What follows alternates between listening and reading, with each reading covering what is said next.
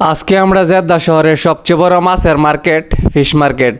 আমার এক বন্ধুর ম্যাডামে মাছ কিনবো, মাছের জন্য আমরা আসলাম। আমরা মার্কেটে গেট দিয়ে ঢুকতেছি। এ হলো জেদ্দা শহরের সাগর পাড়ে ফিশ মার্কেট।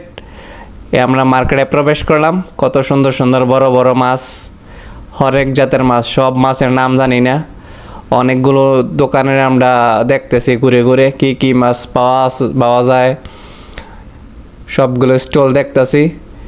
অনেকগুলো মাছ, লাল নীল কত জাতের মাছ, আসলে সাগরের মাছ। সবগুলোর মাছ আমরা নাম জানি না। মাছগুলো প্রথমে দেখতেছি কি কি মাছ কিনা যায়।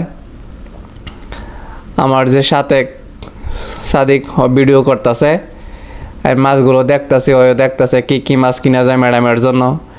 ম্যাডাম আজকে টাকা দিছে, মনে হয় পার্টি আছে। দেখা যাক কি কি মাছ কিনা যায়। সবগুলো স্টল আমরা দেখতেছি আগে ঘুরে ঘুরে। অনেকগুলো তাজা মাছ, ফ্রেশ অনেক জাতের মাছ এখানে পাওয়া যায়। এটা জেদ্দা শহরের সবচেয়ে বড় মাছের মার্কেট।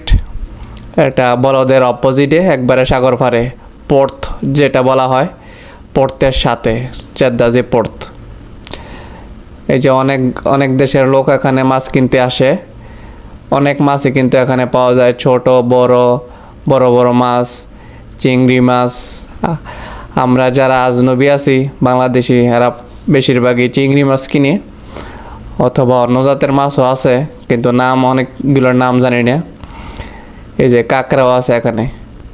আমার সাদিক মাছ কিনতেছে, আজকে চিংড়ি মাছ কিনছে ম্যাডামের জন্য। এই যে অক্টোপাস মাছ, আজকে চিংড়ি মাছ নিছি ম্যাডামের জন্য, কিন্তু ছিলনি করা।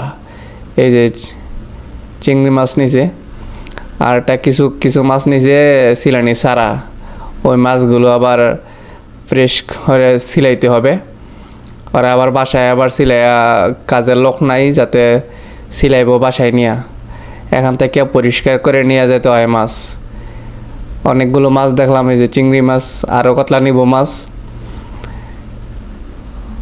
এক জায়গা থেকে নিয়েছে 4 কিলো মাছ, আর এক জায়গা থেকে নিমু 6 কিলো মাছ, 10 কিলো মাছ।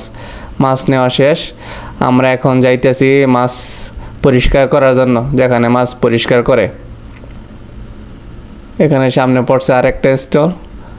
মাছের কত সুন্দর সুন্দর বড় বড় মাছ, সাগর পাড়ের মাছ। এই যে লাল নীল রঙিন কত সুন্দর মাছ, সাগরের মাছ। অনেক জাতের মাছ এখানে পাওয়া যায়।